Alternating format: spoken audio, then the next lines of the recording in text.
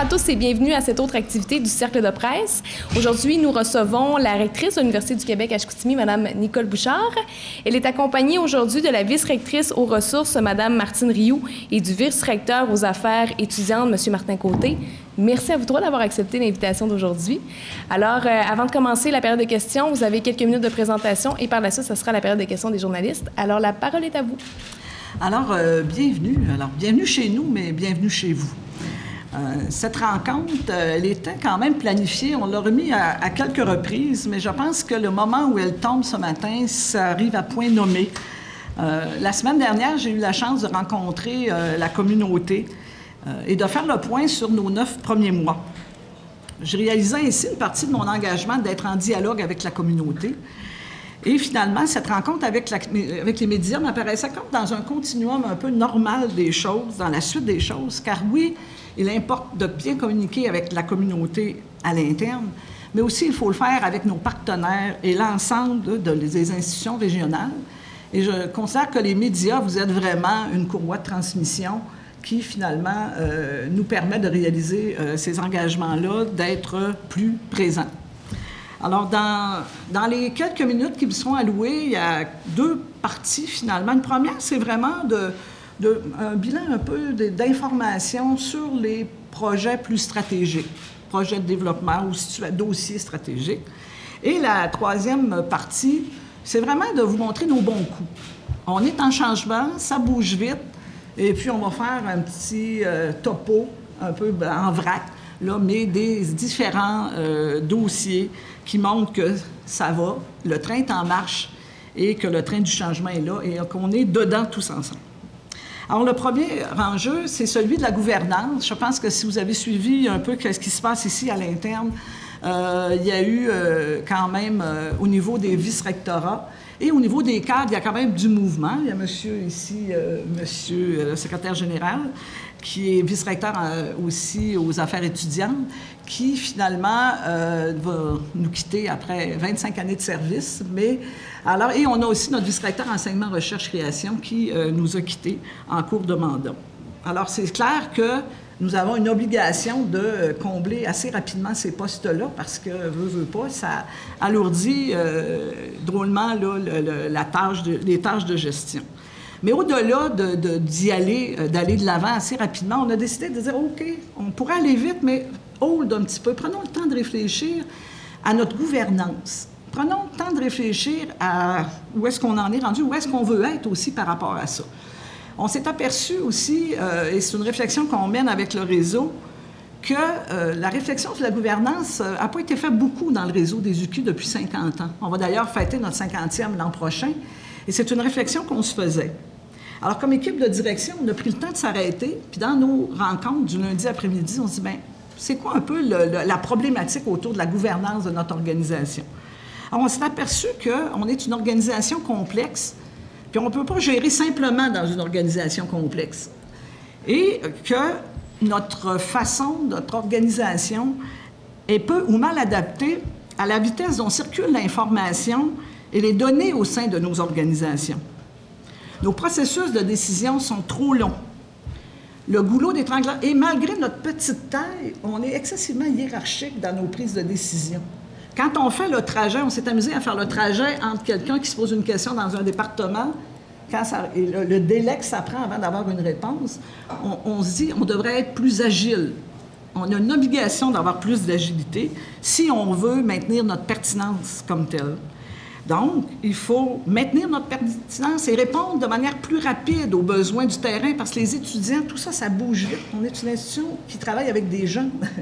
Et on ne peut pas se permettre là, de s'alourdir d'un processus. Alors, donc, on s'est dit, voilà, qu'est-ce qu'on souhaite comme gouvernance? Quelques mots-clés, une gouvernance ouverte, collaborative, centrée sur les personnes et la confiance. Bon, ça, c'est des beaux mots, mais plus concrètement, qu'est-ce que ça veut dire? Alors, lors du CA, hier, on s'est dit, bien, il faut d'abord combler nos postes. Et lors du prochain CA, en avril prochain, bien, les 2 postes de vice-recteur vont être ouverts. Donc, ça, je pense qu'on y va. Par ailleurs, pour retrouver cette agilité-là, on s'est dit, il faut aussi travailler sur d'autres aspects. Donc, on va on est en train de réviser notre manuel de gestion. Ça a l'air bien, bien, bien technique. Mais on s'est aperçu que des signatures, là, ça montait beaucoup, beaucoup par en haut. Juste cet exemple-là des contrats. Et ce qu'on veut, c'est que nos cadres soient plus imputables et soient capables aussi, à leur niveau, d'être plus décisionnels. Et que tout ne repose pas entre les mains de ce qu'on appelait ou de ce qu'on appelle la haute direction. Alors, on s'est dit, je pense qu'il y a un travail à faire là-dessus. On est en route. Et aussi, on profite de l'ouverture de ces postes-là pour revoir l'ensemble de nos profils de compétences. On a des postes, on a des fonctions, mais les profils de compétences, quand on parle d'une gouvernance un peu qui a mal vieilli, c'est cet aspect-là d'avoir des profils de compétences clairs. Qu'est-ce qu'on s'attend d'un vice-recteur en enseignement, recherche, création? Et ça a été très bien accueilli hier par le CA, ce type de questionnement-là. Alors voilà donc un dossier, la gouvernance, qui, dans le fond, peut paraître bien théorique, mais qui, dans le concret, vise vraiment à nous donner, si on peut dire, le visage d'une organisation du 21e siècle. Et c'est pas parce que les universités sont issues du Moyen Âge qu'on doit y rester. Donc, en gros, là, si je pouvais résumer, là, ça pourrait ressembler à ça.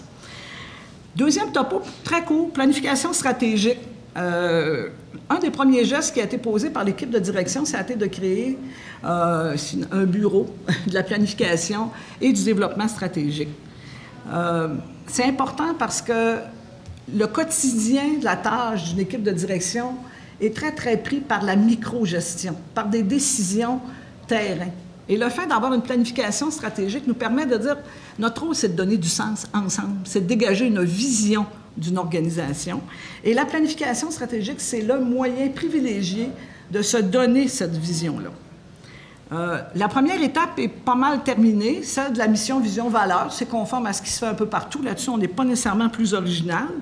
Mais dans le processus qu'on met en marche pour la planification stratégique, je pense qu'on se démarque. On se démarque par la consultation. Comme par exemple, à la fin du processus, notre table de travail, ils ont déterminé mission, vision, valeur. Bien, on a un forum sur le web, mais on a tenu aussi 2 forums où il y a eu quand même plus de 100 personnes qui sont venues discuter sur ces textes-là qui étaient proposés pour qu'ils s'approprient c'est quoi notre mission, qu'est-ce qu'on veut être, notre vision et les valeurs aussi qu'on veut porter pour les 3 ou 5 prochaines années. Il y a une dizaine de groupes qui ont répondu sur le web, des départements, des groupes de chercheurs qui se sont assis ensemble et qui ont regardé notre proposition et qui se l'ont appropriée. Juste pour vous dire à quoi ça peut ressembler, la mission, le résultat de ce travail-là, je trouvais ça important de vous le partager parce qu'on ne l'a pas encore partagé avec, même pas encore avec la communauté de manière officielle. C'est très cool. L'Université, dans sa mission, l'Université du Québec à Chicoutimi propose une expérience unique de l'enseignement supérieur, de la recherche et de création. Par un accès au savoir qui mise sur la proximité, elle contribue au développement des communautés et exerce sa mission sans frontières. Alors, tous des mots-clés qui sont le résultat d'une consultation puis d'une appropriation par la communauté à partir d'une proposition de l'équipe de direction puis d'une table de travail. Ce type de travail-là, il va se poursuivre. On va entrer dans les prochaines étapes pour identifier les enjeux, identifier les orientations. Il va y avoir des forums encore à l'interne, mais là, rendu plus on va avancer, il va y avoir aussi des forums avec nos partenaires, avec les grandes organisations aussi de la région, pour vraiment que notre planification stratégique de l'UQAC ne se fasse pas en vase clos, mais se colle aussi aux autres planifications stratégiques pour vraiment penser le devenir ensemble de la région sur des dossiers importants, que ce soit la santé, l'éducation, le développement économique. Alors, en gros, je trouvais quand même intéressant là, de vous parler, non pas de la planification stratégique, qui peut être quelque chose de très sec et de très technique, mais toute la vie puis toute la mobilisation qu'il y a autour de ça et de ce qu'on est en train de travailler ensemble. Et je dois dire qu'on est assez fiers là, des débuts de ce processus-là. Troisième topo, bien, vous n'êtes pas sans savoir, d'autant plus que vous êtes très bien informés qu'hier, il y a eu un budget. Alors, on va l'aborder brièvement dans cette section-là. Mais au préalable, c'est clair que la situation budgétaire est un dossier important que je me devais, je crois, d'aborder avec vous. Lors de la période de questions, je vous dis tout de suite, c'est Mme Rioux, je vais lui passer la balle. C'est elle, si vous avez des questions plus spécifiques, qui sera en mesure nécessairement de mieux répondre. Il y a quelques semaines, vous l'avez vu passer, on annonçait au CA et à la communauté l'équilibre budgétaire. Alors ça, je pense que c'est une bonne nouvelle. Par ailleurs, c'est vrai, mais on doit quand même un petit peu nuancer, c'est-à-dire vous dire le chemin qu'on prend pour arriver à l'équilibre budgétaire. Depuis quelques années, en fait, bon an, mal an, compte tenu de depuis le printemps érable, le manque d'investissement dans les universités, bon an, mal an, c'est un déficit qu'on dit structurel d'autour de plus ou moins 2 millions. Ça veut dire que nous, là, en démarrant l'année, comme là, on est dans le processus de budget, on démarre à moins 2 millions. Ce qui rend nécessairement, vous comprendrez, l'exercice des demandes budgétaires et des budgets des services assez restreint.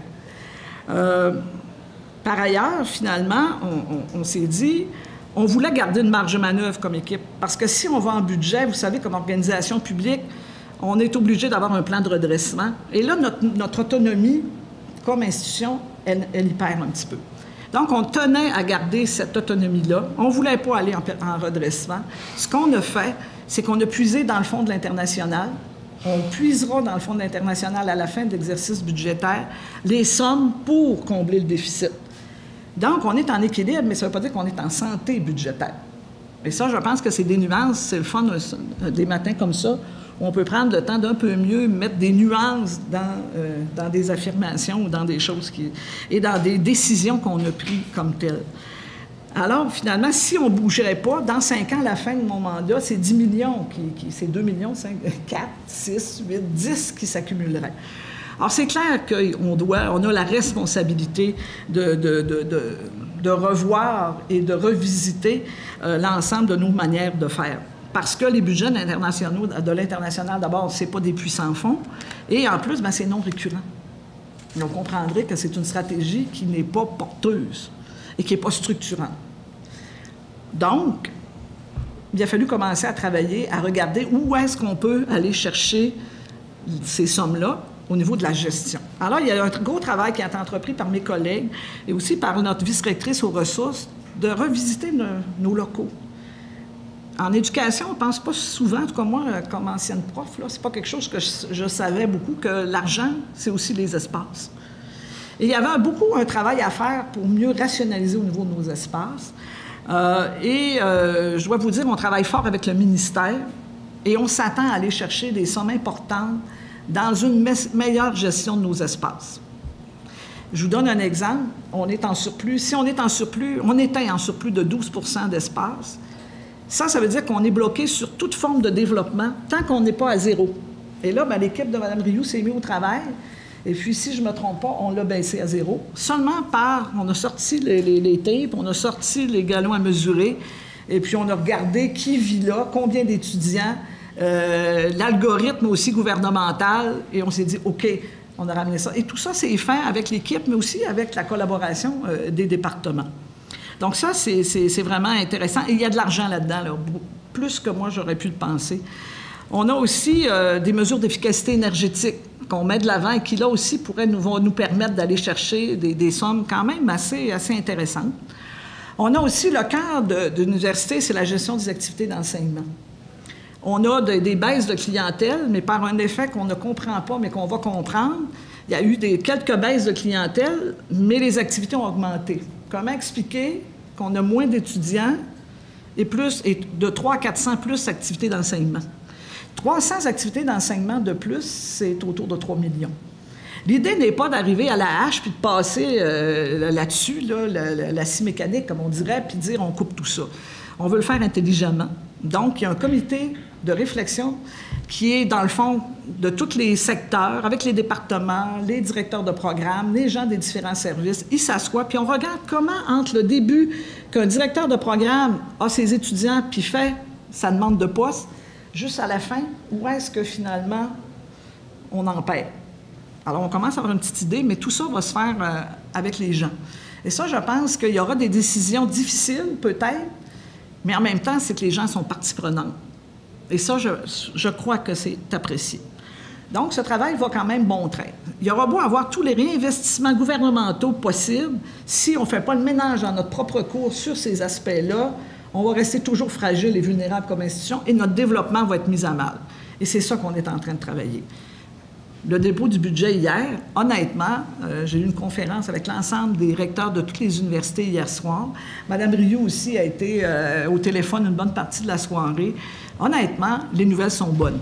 C'est positif pour les universités.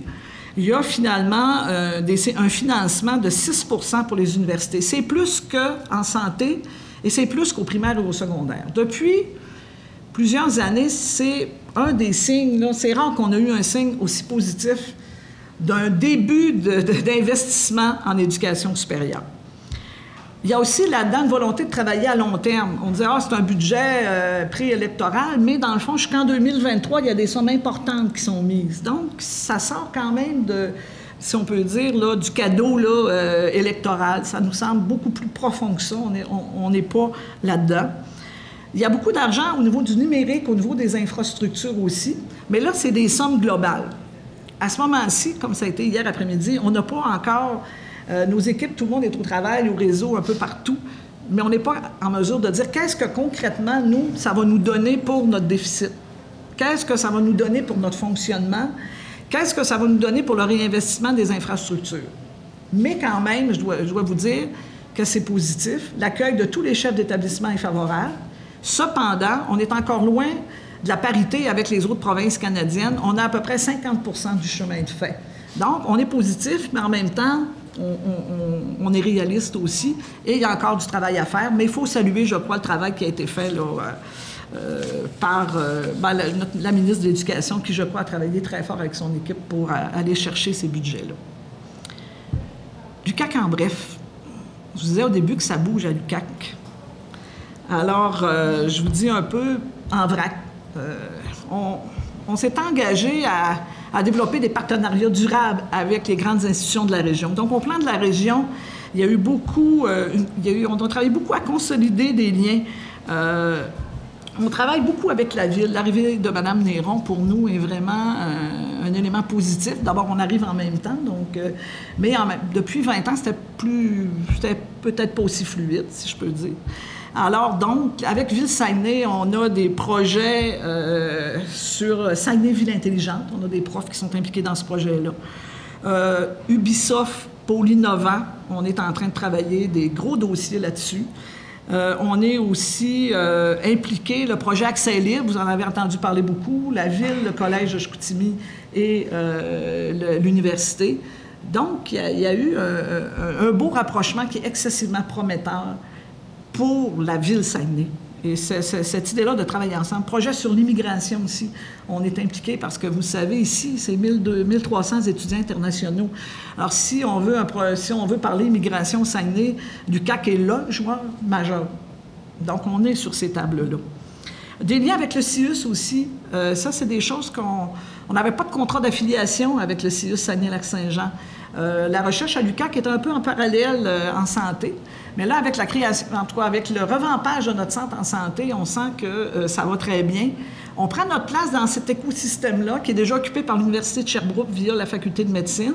Mais tout notre travail en santé, en services sociaux, est présent. Et là, on prend un peu plus notre place là-dessus, puis on a une belle collaboration à l'heure actuelle. Donc, ça va bien. Contrat d'affiliation. On espère même avoir une place. On travaille pour avoir une place au CA. Alors, on n'était pas très présent au CIUS, aussi bizarre, alors que nos stagiaires en santé sont tous là. Et là, il y a eu beaucoup de travail de ce côté-là. Sommet économique, c'est des choses qu'on a parlé beaucoup, mais il y a 40 recommandations où l'UQAC est présente. Et à l'heure actuelle, il y en a 2 qui vont faire l'objet de financement majeur. Je ne peux pas vous les dire parce que c'est sous le sceau de la confidentialité, mais vous serez très certainement invités très bientôt à venir reconnaître avec nous là, le travail qui est fait. Les collèges de la région. On travaille en éducation supérieure. C'est majeur qu'on puisse travailler ensemble.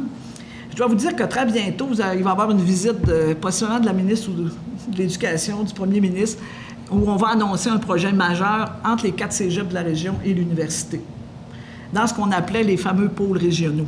Alors, je ne peux pas en dire plus, malheureusement, mais c'est un peu castrant de ne pas pouvoir annoncer les choses, mais elles sont là, je peux vous le dire. Et aussi, avec les commissions scolaires, la table interordre, on réanime cette table-là qui, pour toutes sortes de raisons, avait été, avec les rationalisations, tout ce qui s'est passé au niveau... donc, on travaille là-dessus. Brièvement, scène nationale et internationale, pôle numérique, On est un des têtes de pont du pôle numérique à Montréal, avec notre centre NAD et l'UQAM. C'est pas rien. C'est une reconnaissance majeure de notre travail qu'on fait à Montréal. Et l'école NAD est très certainement le secret le mieux gardé, malheureusement, ici. Si vous avez des questions, ça va nous faire plaisir de vous répondre. Plusieurs rencontres avec les différents ministères. On s'est aperçu que oui, il y a des sous, il y a des projets disponibles dans les organismes subventionnaires. Traditionnellement, les universités, on se porte là-dessus. Mais dans les ministères, il y a énormément de choses avec lesquelles, beaucoup de dossiers sur lesquels on a travaillé. Et je vous dis que le parc, on le traverse assez souvent. Il y a eu au moins 3 rencontres avec le premier ministre. Il y a eu 4 rencontres avec les sous-ministres. Madame, je ne compte pas combien, toi, tu en as fait, Martine. Mais vraiment, on est présent à Québec et on trouve ça important d'être plus visible de ce côté-là. Et ça va porter beaucoup de fruits. L'international, on a fait la mission économique en Chine, Mme Rioux et moi. Il y a 4000 étudiants qu'on a diplômés en Chine. À bon an, mal an, il y en a 1700 nouveaux qui s'inscrivent à chaque année et qui vont diplômer. Ici, à l'interne, c'est 1300 étudiants internationaux, majoritairement français, mais pas exclusivement. Donc, c'est quand même pas rien. C'est vraiment remarqué un peu partout, puis c'est remarquable aussi. Alors, ensuite, je terminerai au niveau de la recherche. Il y aura de très belles nouvelles à venir. À l'heure actuelle, on est à 6 % de plus que l'an passé du volume de financement. Alors voilà, c'est en gros là, les dossiers. Au niveau des syndicats, ça roule assez bien. On est en négociation. Ça va quand même bien. Les ponts, les communications sont fluides, donc on est très content de travailler avec nos partenaires syndicaux et ça va bien. En conclusion, il s'en est coulé de l'eau sous les ponts depuis 9 mois. Nous sommes en changement, c'est clair. Le train est en marche. C'est un immense chantier de construction. C'est l'image qui me vient. Quand je rentre sur le campus, je vois plutôt un immense chantier de construction. Et il semble bien que la communauté, tant à l'interne qu'à l'externe, est au rendez-vous. Il reste de nombreux défis en jeu. Loin de nous de nous asseoir sur nos lauriers après 9 mois, bien loin de là. On ne prend rien pour acquis, mais il y a une mobilisation, il y a une expertise dont vous aurez l'occasion de réaliser la force de cette mobilisation-là lors de l'ACFAS dans quelques semaines et aussi lors de notre 50e anniversaire. Je pense que c'est là qu'on va pouvoir réaliser de manière plus tangible la mobilisation des différents acteurs de la communauté. Alors, merci. Merci à vous. Alors, première question, Louis Tremblay, Journal Le Quotidien. Je vais partir de 9 mois avant votre arrivée, là. Je me rappelle d'avoir vu des recteurs se déchirer leur chemise à la place publique pour faire enfermer des étudiants avec des carrés rouges parce qu'il manquait d'argent. Et on apprend un matin que l'université était mal gérée, l'espace était mal géré. Les activités d'enseignement, vous venez de parler de 3 millions d'argent. Le déficit de l'université, c'est 2 millions. 3 millions de plus d'activités d'enseignement alors que votre clientèle étudiante diminue. Qui administrait l'université pendant ces années-là? Qui a perdu ce contrôle-là sur la saine gestion de l'université? Bien, je pense qu'il faut mettre ça... vous comprendrez que moi, je suis en éthique, je me suis donné une éthique. C'est vous aimez beaucoup revenir à 9 mois après. Mais moi... un saut un matin. Ben oui, mais ce que je suis surprise, c'est que vous fassiez un saut, parce que c'est des chiffres qui ont toujours été là.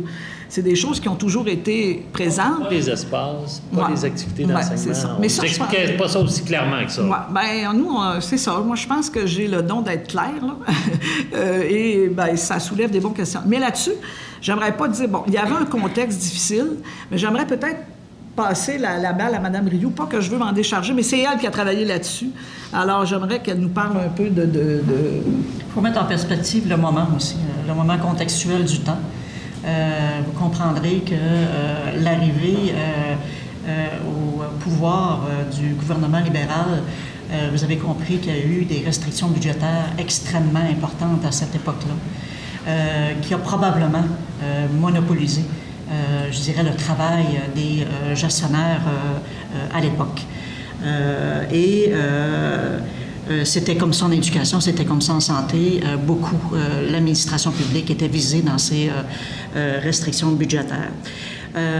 Évidemment, quand je suis arrivée, j'ai regardé le périmètre comptable pour voir de quelle façon on peut retravailler. Vous savez, au niveau comptable, il y a deux colonnes, la colonne des revenus et la colonne des dépenses.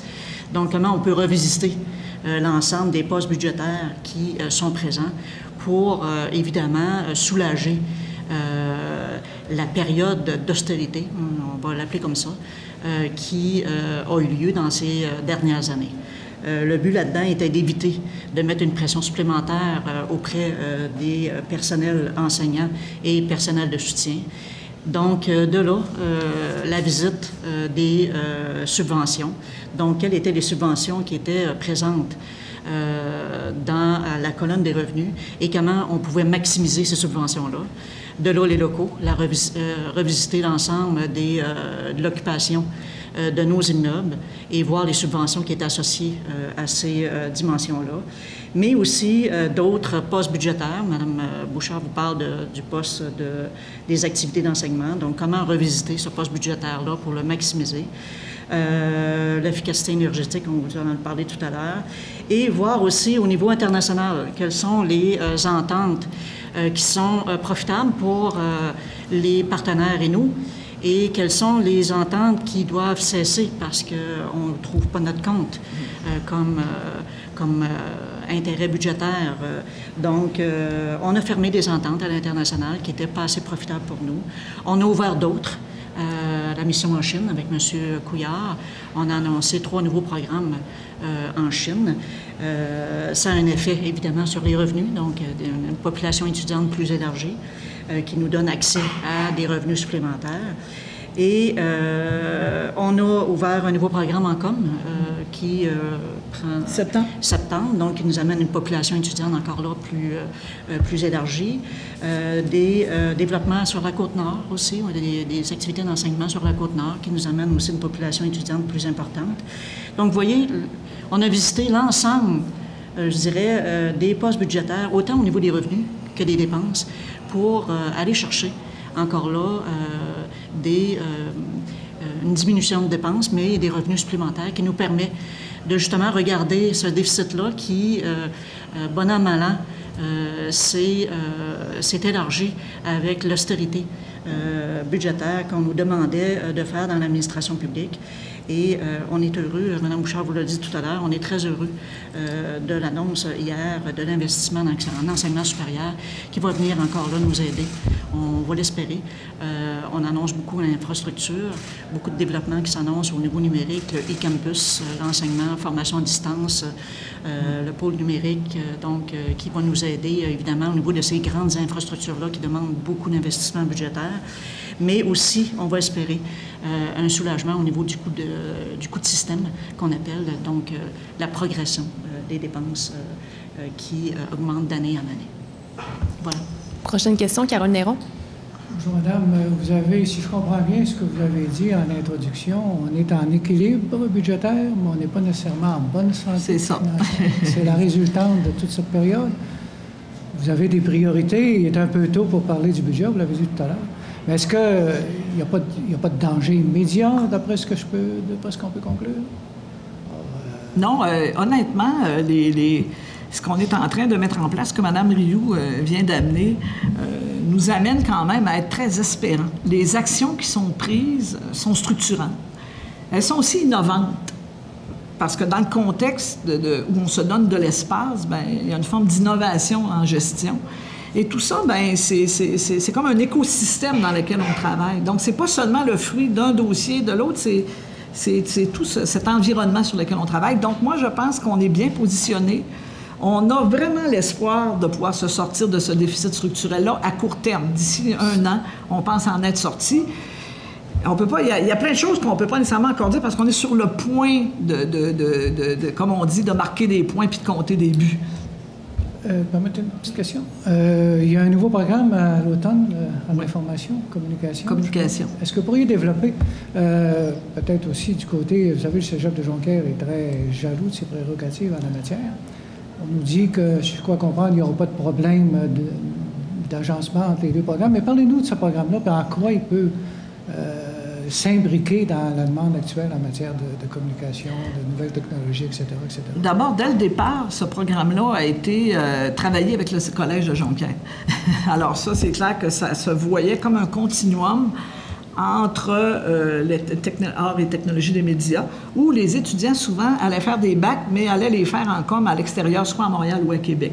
Donc, il y avait cette idée-là d'une rétention de notre clientèle étudiante dans la région.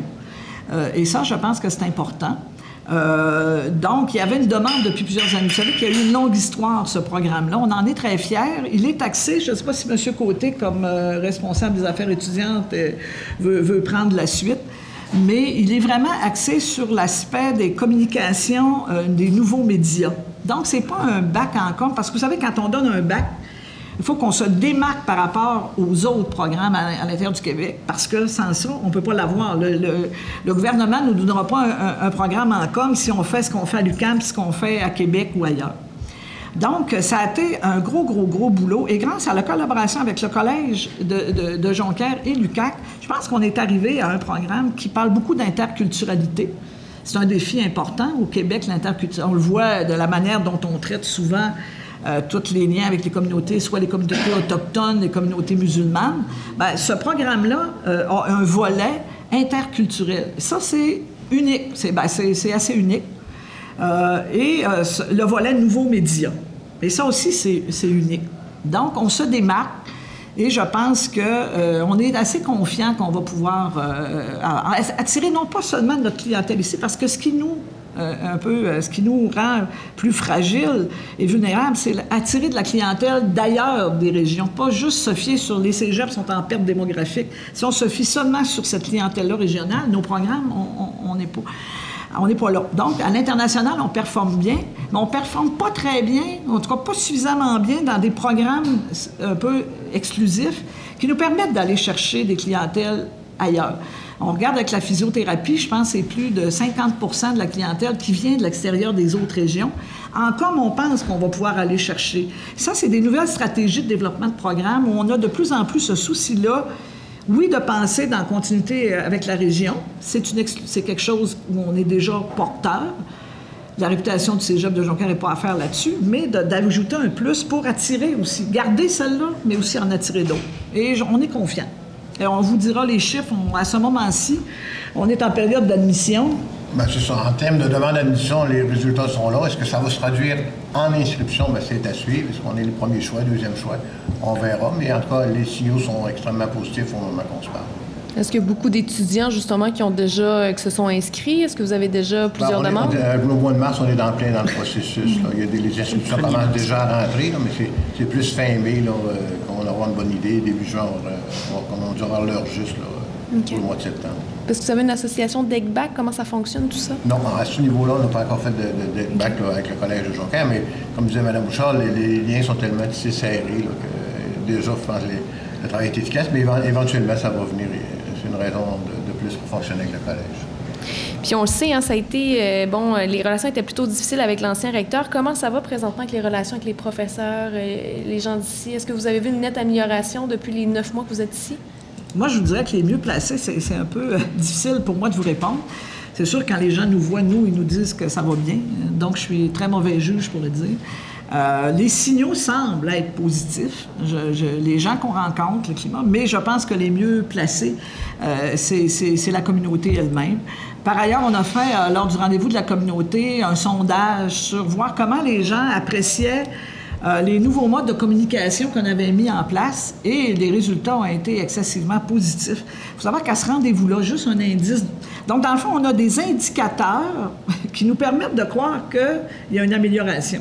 Mais en même temps, on n'a pas de données probables. Mais ce petit sondage-là nous permettait de penser que les gens apprécient ce mode de communication-là. Après le CA, message aux instances, les rendez-vous de la communauté, les forums de la planification stratégique.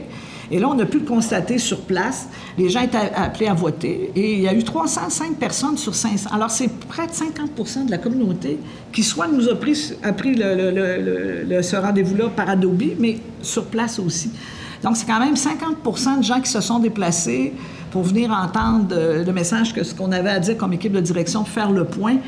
Bon, alors on a des indicateurs comme ça, mais je me donnerai une réserve, là, parce que c'est toujours fragile et vulnérable une organisation. C'est une organisation, c'est tôt, 9 mois dans la vie d'une organisation pour une jeune équipe de direction aussi. Donc, je vais regarder, on reste très humble dans cette approche-là. Prochaine question, Carole Néron. Vu qu'on se démarque par rapport à l'abondance des étudiants étrangers, est-ce que vous pourriez ventiler un peu, nous faire un comparatif, c'est par rapport au réseau ou par rapport aux autres universités? Et dans le deuxième temps, est-ce qu'il y a de ces étudiants qui demeurent, qui restent après leurs études ou qui retournent? Et peut-être nous parler un peu de comment ça se passe en Chine. OK. Ça, je pense que je vais vous laisser le soin. Mme Rioux a été à 2 reprises. Écoutez, au prorata de des universités, je ne saurais pas malheureusement, si ma directrice du bureau de l'International était là, elle pourrait très certainement nous répondre, mais je n'ai malheureusement pas. Mais nous, ici, c'est 20 de notre clientèle qui est à l'interne, clientèle internationale. D'après moi, c'est un des plus hauts taux au Québec. Mais on pourra vous envoyer, j'oserais m'avancer. Dans le réseau, c'est clair qu'on est les champions. On est les champions de 20 C'est pour ça que quand les gens disent on vient en région enseigner, nous, il faut mettre de l'avant qu'on vit aussi une expérience de diversité. Il s'agit juste de se promener sur le campus pour entendre les différents accents, pour voir qu'on n'est pas une université qui se limite à sa clientèle et que les étudiants peuvent venir vraiment vivre une expérience internationale.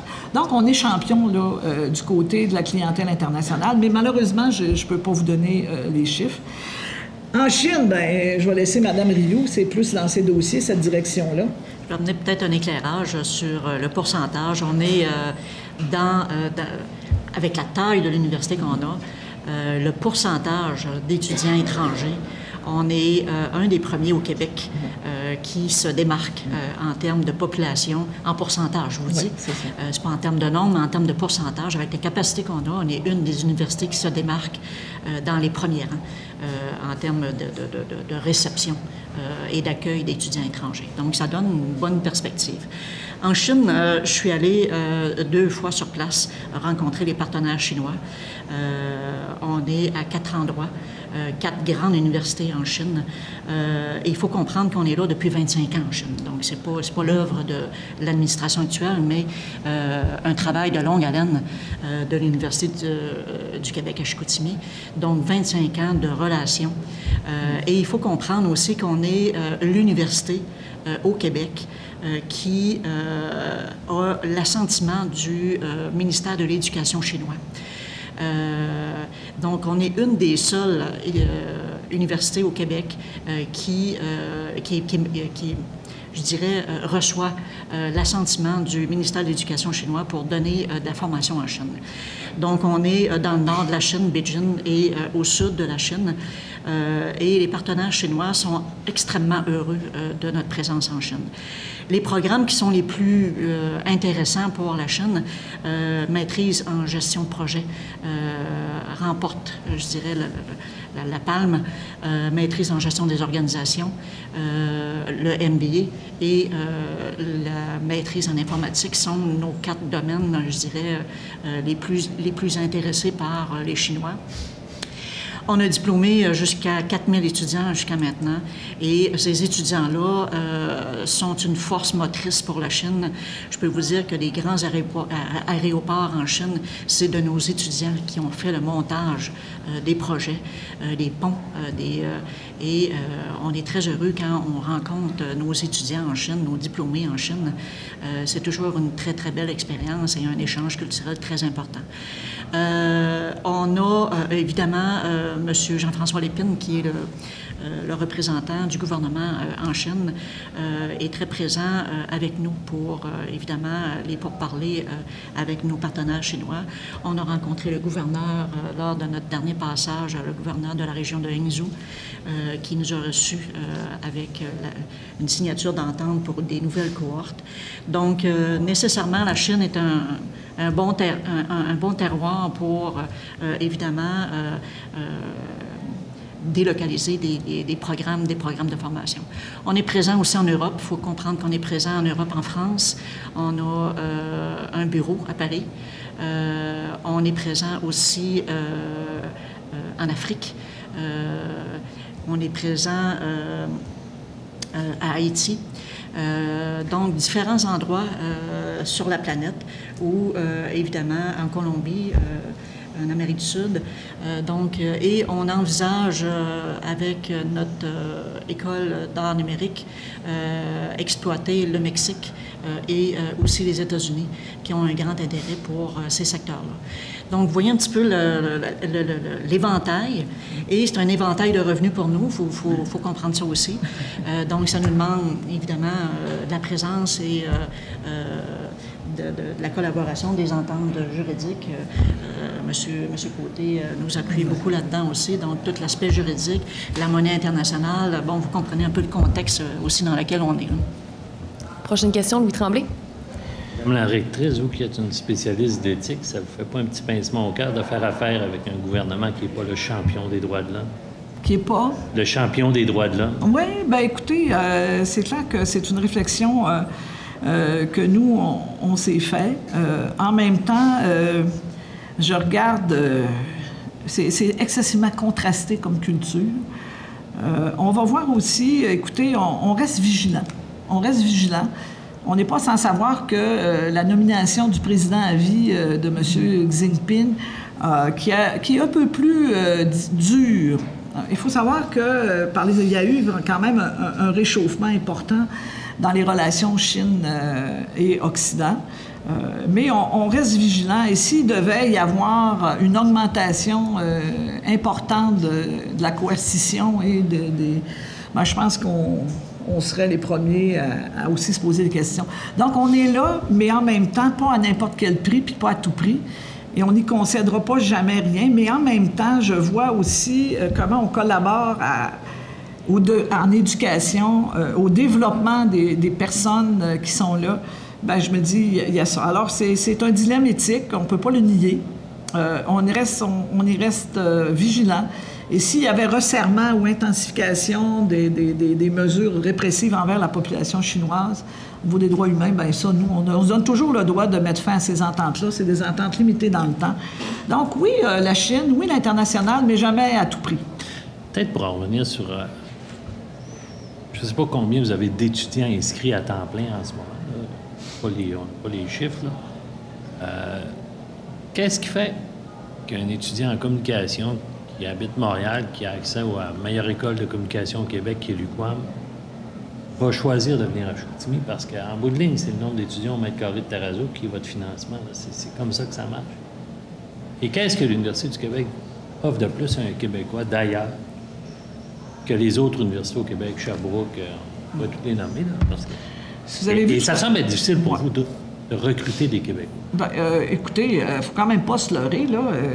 Moi, je me dis toujours, il faut être conscient de notre taille puis de ce qu'on peut relever comme défi. La grenouille et le bœuf, on sait comment ça finit, cette parabole-là. Donc, on ne veut pas jouer à cette enflure-là qui ferait que, oui, on est les kings du king de la com, puis on va attirer tout le monde. Pas de la com, mais dans d'autres domaines. On doit l'ensemble. Alors, il y a des efforts à faire. Moi, je pense que c'est se démarquer. Se démarquer, ce qui attire aussi, on n'en a pas parlé suffisamment, c'est la recherche. Dans nos créneaux distinctifs, dans nos créneaux, c'est là qu'on attire le plus de gens. Donc, c'est à la fois cet équilibre-là entre le rayonnement de nos chercheurs, parce qu'une université, ça passe d'abord par des profs qui enseignent, par des profs qui rayonnent et qui vont. Alors, pour les cycles supérieurs, ce qui est quand même un secteur important, on réussit à aller chercher dans nos secteurs d'excellence des étudiants de partout à travers le monde, mais de partout à travers le Québec. Donc, ça va. Pour le premier cycle, vous comprendrez que là, c'est un autre défi. Et moi, je pense que je me fie beaucoup sur notre planification stratégique. Quand on dit une université unique, c'est de faire vivre une expérience étudiante unique. C'est quoi l'expérience étudiante unique? Qu'est-ce que les étudiants qui viennent d'ailleurs nous disent? La proximité pédagogique. Il y a ça. Des grands groupes de 200, 250. Et vous savez, quand des jeunes ont des problèmes d'apprentissage, ont des problèmes, il y en a, c'est une forte clientèle, être dans des petits groupes de proximité, avoir un accès direct aux professeurs. En tout cas, ce que les étudiants nous disent, c'est ça. Mais peut-être que, en tout cas, nous, ce qu'on espère, c'est qu'avec notre planification stratégique, qu'on soit capable de mieux le vendre dans notre recrutement, dans nos stratégies. Mais je ne vous cacherai pas qu'il y a du travail à faire. Mais en même temps, on reste toujours humble là-dedans parce que l'effet d'attraction des jeunes, mais il y a de plus en plus, comme là, on veut se démarquer par rapport au développement durable. Je regarde la mobilité. C'est ma fille qui me disait « Hey, à l'Université Laval, là, ce que vous êtes en train de faire avec les autobus, ça fait 10 ans qu'ils essayent de le faire. » Et puis vous autres, comment tu as fait pour... Comment, ben, je sais pas moi, là, mais comment vous avez fait pour réaliser ça, vous autres? Ben, ça, c'est des petites choses qui vont finir par faire la différence. Parce que les jeunes, on pense que cette génération-là, qui est là encore ici, là, il y en a quand même plusieurs, ben, ont une propension à vouloir travailler dans des environnements sains. Alors bon, c'est tout ça, là. Il n'y a pas de solution unique, il n'y a pas de pensée magique, mais il faut qu'on aille vers ça et qu'on essaie. Alors on se démarque à l'international, même d'ailleurs, on veut mettre nos équipes qui travaillent à l'international, ceux qui travaillent dans la région, pour dire « Hey, vos stratégies à l'international, comment vous faites pour vendre le l'UQAC comme ça? » Et on est en transfert de connaissances entre nos équipes de recrutement régionales au Québec avec nos équipes internationales pour dire, il y a peut-être... Si on a une recette gagnante qui fait venir des étudiants français à Chicoutimi, ben, je ne comprends pas pourquoi on ne pourrait pas utiliser... Alors, c'est ça qu'on est en train de mettre en place, là, en termes de dynamique. Mais pour ça, il faut qu'on soit, ben, c'est ça, université unique, proximité, développement des communautés. Alors, c'est comme un label. On est en train de travailler notre label, notre marque de commerce. Et c'est ça qu'on est en train de faire. Sans ça, c'est bien dur de se vendre. On a l'impression que les grandes universités ne gênent pas parce que là, on voit, là, je pense que c'est McGill qui veut transformer l'ancien pavillon de l'hôpital Royal Vic à Montréal. 600 millions pour le pavillon du développement durable. Le développement durable, à ce que je sache, ça a été pratiquement inventé dans le monde universitaire à Chicoutimi. L'autre jour, le gouvernement a donné des subventions pour payer des salaires de professeurs, des spécialistes dans le bois, alors que c'est l'UQAC qui avait mis beaucoup de pression pour faire adopter un nouveau code du bâtiment qu'il avait fait avec M. Tribouleau. Et vous n'êtes pas un peu frustré de ça ou comprenez-vous les décisions du gouvernement par rapport à ça? C'est-à-dire qu'il enlève presque à un pour en donner à d'autres. Bien, ça, il faut savoir. En tout cas, j'aimerais peut-être beaucoup de nuances dans ce que vous amenez par rapport aux matériaux bois. D'abord, c'est une chaire d'enseignement, c'est l'Université Laval. C'est pas le gouvernement qui paye. Ça, il faut savoir ça. Deuxièmement, nous, notre stratégie, c'est parce que peut-être qu'on se vend mal, mais c'est 2 millions qu'on est allé chercher depuis 2014 sur le matériau bois ici à l'UQAC. Donc ça, c'est pas rien. Ce 2 millions-là, à quoi il a servi? On a 2 choix. La stratégie de l'Université de Laval, c'est un prof, une chaire. Modèle classique, traditionnel, qui est correct, puis je veux dire qu'on n'a pas à critiquer, c'est un état de fait, puis tant mieux. Nous, ici, ce qu'on a fait avec ces argents-là, c'est qu'on a modifié notre programme en génie civil, et c'est le programme au Québec dans lequel nos ingénieurs en formation ont le plus de cours sur le matériau bois. On a dans notre bac, on a fait dans notre maîtrise professionnelle aussi en génie civil tout un volet matériaux bois. Ça, c'est unique au Québec. On a aussi un programme court en lien avec la formation continue qui est offert aux professionnels, c'est-à-dire les gens de la construction, les gens des architectes. Alors ça, on a 700 000 $ là-dessus. Donc, en tout, là, c'est 2 millions qui fait qu'on est vraiment les meilleurs dans la formation et ce qui fait on a 150 étudiants ingénieurs qui, à l'heure actuelle, vont s'en aller dans des entreprises de génie et qui vont savoir comment ça marche au niveau du code de bâtiment, les 12 étages et comment on peut utiliser le matériau bois. C'est dommage, on se vend peut-être pas assez bien, mais c'est pour ça que moi, ça m'empêche très certainement pas de dormir, la chaire en enseignement de l'Université Laval. C'est complémentaire. Et à l'heure actuelle, je voudrais que notre chercheur, qui travaille avec nos équipes, il est membre du réseau aussi de travail avec l'Université Laval. Donc, vous voyez, à l'heure actuelle, la nouvelle donne, c'est le réseau, c'est le travail en commun, c'est la collaboration. Puis je me dis souvent, tout ça se cumule. Moins on aura ce que j'appelle le syndrome du géant ou le syndrome du village gaulois qui survit, plus on se réseaute avec le monde, avec le reste des régions, mieux on se porte. Et ça se multiplie par 10. Je peux vous dire qu'à chaque jour, je l'observe, cet aspect-là, que les réseaux entraînent les réseaux. Et c'est ça la nouvelle ère numérique. Et c'est ça la nouvelle économie dans laquelle on est. Et c'est vers ça qu'il faut aller ailleurs. Cette idée-là, là, on a été beaucoup village gaulois, je crois. On est les meilleurs, oui, mais on n'est pas les meilleurs dans tout. Je pourrais vous nommer bien des secteurs sur lesquels on est les derniers de classe. Alors, c'est important En tout cas, vous voyez un peu la philosophie qui nous anime là-dedans, être à notre place. Là où on est les meilleurs, on l'est, mais en même temps, on ne peut pas l'être partout. Puis on se réseaute avec ceux qui sont les meilleurs, puis le train va nous tirer par en avant. Et c'est ce que font nos chercheurs, finalement. Prochaine question, Carole Néron. Jusqu'à une certaine époque, il y a quelques années, il y avait un certain irritant avec les propriétaires de logements qui disaient que l'université avait construit des logements pour les étudiants sur le campus, puis ça les privait J'aimerais que vous nous parliez du nombre d'étudiants qui résident sur le campus. Comment ça se passe du côté des logements. Et ensuite, vous avez ouvert une porte intéressante tantôt. Le programme de la CITS pour les transports en commun semble connaître du succès. Quand on regarde ce qui se passe du côté de Chicoutimi, c'est pas une réussite. Là. Il y a beaucoup de gens encore qui utilisent leur voiture. Côté logement campus, ça se passe comment?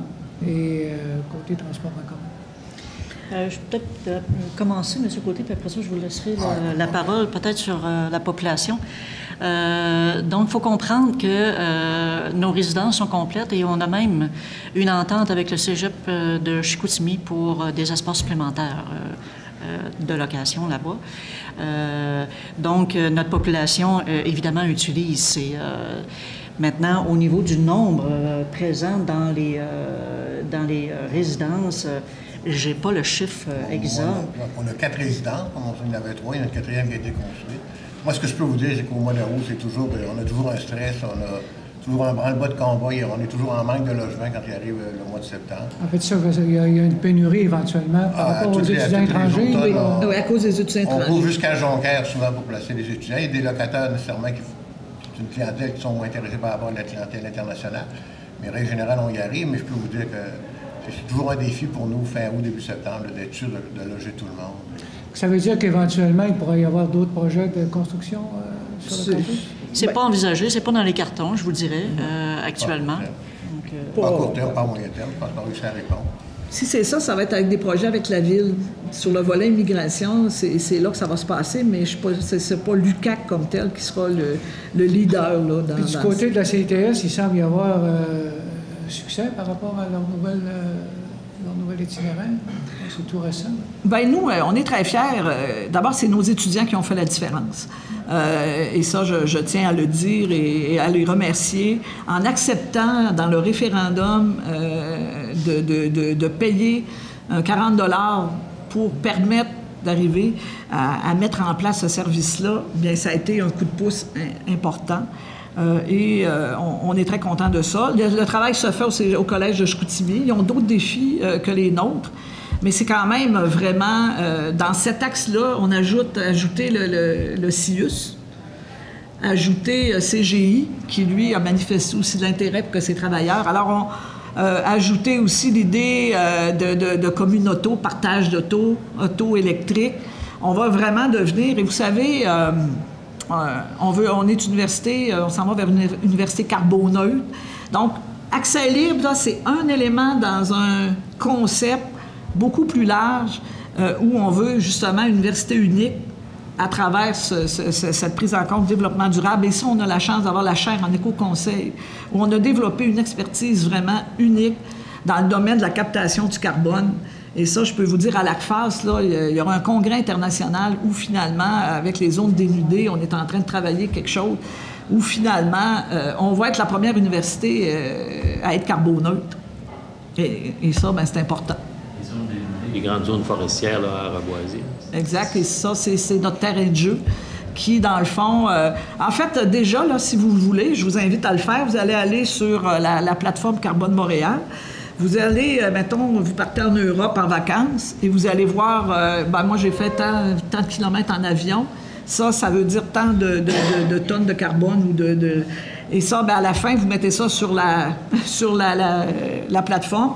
Vous allez dire, bien là, vous pouvez... il y a 5 arbres que vous allez acheter qui vont compenser vos émissions de gaz liées au fait que vous êtes déplacé en auto. Alors, je dirais que pour l'ACFAS, juste un exemple, les gens qui vont arriver vont écrire, bon, est-ce que vous êtes venu en autobus? Est-ce que vous êtes venu à 2? Est-ce que vous êtes venu tout seul en voiture? Voilà, qu'est-ce que ça donne? Alors, si vous voulez compenser, bien, vous allez... là, on va acheter des arbres.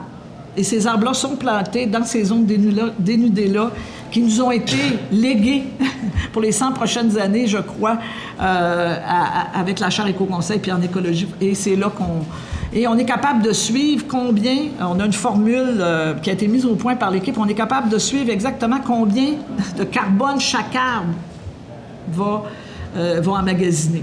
C'est unique. Alors, ça, il y a quelque chose là, qui s'en vient là-dessus. On est au travail.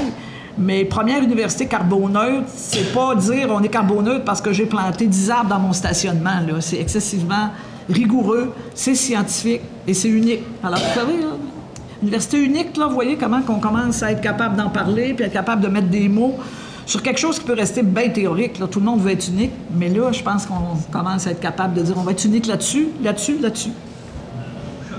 Question assez complexe. Vous voyez la catastrophe de la main-d'œuvre qui est en train de se produire dans la région. Là.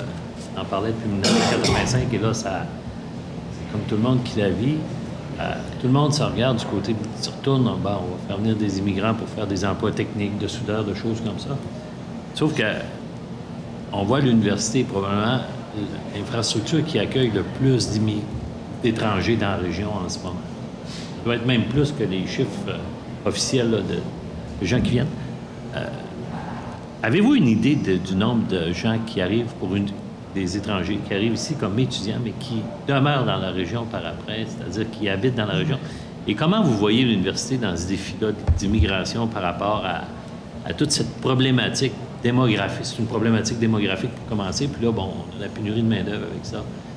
Comment vous voyez le rôle de l'université dans tout ça? Un parmi les autres, on est un bassin, on est un incubateur. On est un bassin d'alimentation. Ceci étant dit, ce travail-là va se faire avec l'ensemble des partenaires, les cégeps de la région, les entreprises. CGI a des questions par rapport à ça. Donc, il faut le travailler. C'est un dossier qui doit être pris en charge par l'ensemble des institutions. Et c'est ça, à l'heure actuelle, je pense que, en tout cas, du moins du côté de la ville de Saguenay, c'est un dossier qui est éminemment aussi politique. Alors, vous voyez, l'université, il faut qu'elle soit à sa place, mais à la place dans sa mission. Notre mission, nous, c'est de l'éducation. On ne peut pas être partout, là. On ne peut pas tout faire. Donc, notre mission, nous autres, c'est de former cette main-d'œuvre-là spécialisée pour qu'elle puisse. Mais par contre, comment la retenir? Bien là, il faut travailler avec nos partenaires, les entreprises, il faut travailler avec nos partenaires, il faut travailler avec les institutions. Pour les garder, on sait, ils veulent des médecins, ils veulent ci, ils veulent ça, il faut travailler avec le CIUS. C'est toute cette connaissance-là des besoins. Et je dois vous dire qu'il y a une demande à l'heure actuelle qui a été faite là, par Ville-Saguenay pour qu'on puisse vraiment, l'ensemble des partenaires, s'asseoir pour réfléchir à ça. Sauf que quand vous attirez 500 étudiants étrangers, c'est quand même 500 jeunes qui peuvent occuper des postes à temps partiel. Ils le font déjà. Ils le font déjà. Si vous allez au centre d'achat, là, ou si vous allez, peu importe où vous allez, partout, vous allez avoir un accent français. Puis ça, ben, en général, c'est des étudiants de l'UQAM. Donc, ils apportent déjà beaucoup à l'économie. Mais là, l'idée, c'est de dire, est-ce qu'on ne pourra jamais écouter... S'il y a du monde qui ne bouge pas trop, c'est nous autres. Alors, on ne peut pas demander à des gens de rester alors qu'on a de la misère à sortir plus d'un mois de notre région. C'est complexe. Donc, quand ces gens-là viennent, bien, c'est une partie, mais on ne réussira jamais à amener. Mais on a un travail du groupe, puis on débute. On n'est pas très avancé sur le concept. Alors, merci à vous trois d'avoir pris le temps, d'avoir accepté notre invitation. Merci à tous d'avoir été là. Au revoir. Merci.